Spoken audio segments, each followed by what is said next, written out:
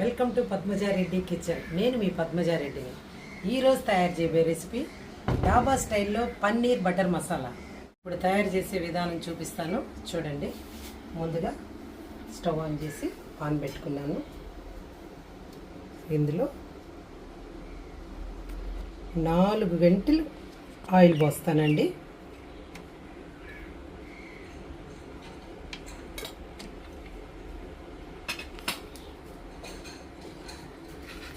Medium ఫ్లేమ్లో కొంచెం కాగిన తర్వాత ఈ బటర్ ముక్కలు 1/2 kg 250 grams బటర్ ముక్కలు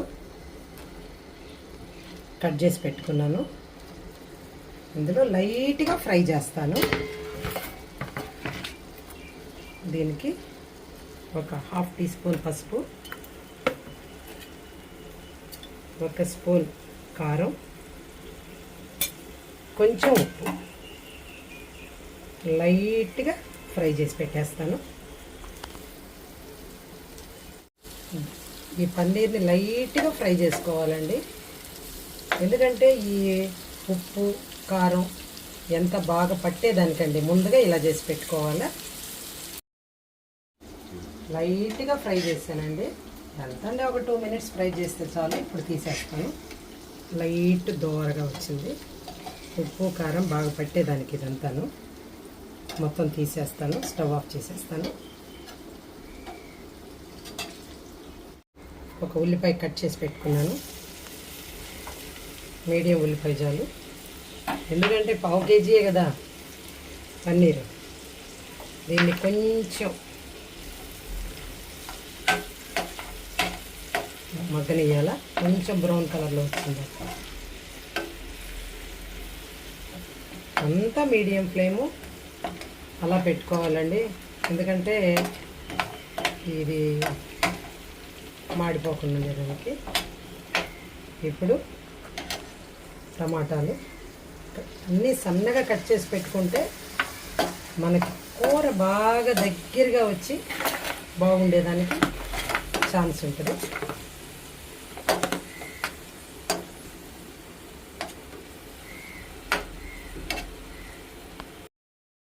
అండి ఒక్క పచ్చిమిర్చి సన్నగా కట్ చేసేసాను.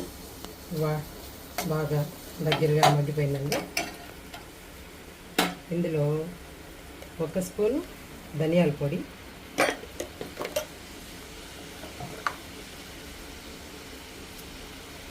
చిన్న 1/2 teaspoon మిరియాల పొడి,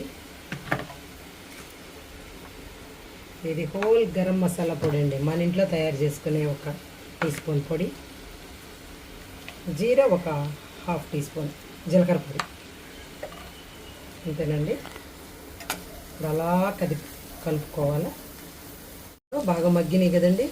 అల్లం వెల్లుల్లి పేస్ట్ అండి. ఒక 2 స్పూన్ అల్లం వెల్లుల్లి పేస్ట్.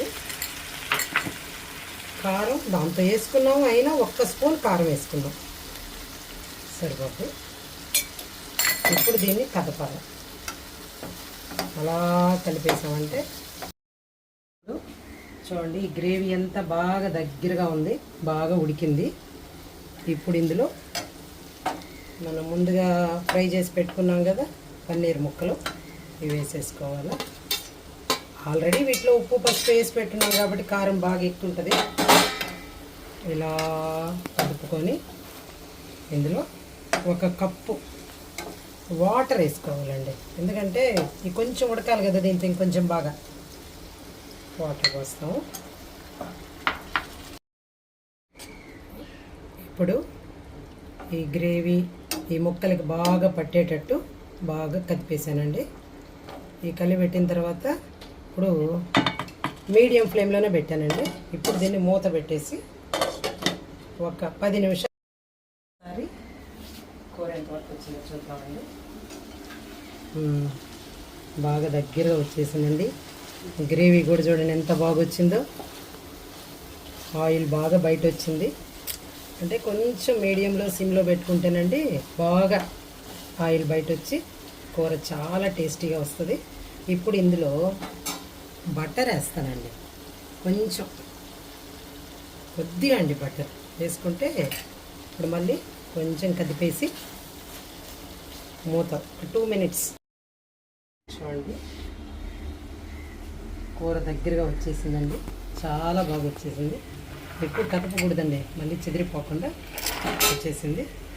ఇప్పుడు ఫైనల్ టచ్ కొత్తిమీర అలా వేసేసి స్టవ్ ఆఫ్ చేసేస్తాను. ఇప్పుడు పన్నీర్ బటర్ మసాలా డాబా స్టైల్లో రెడీ అయిందండి. మా వీడియోస్ మీకు నచ్చినట్టయితే లైక్ చేయండి, సబ్స్క్రైబ్ చేసుకోండి.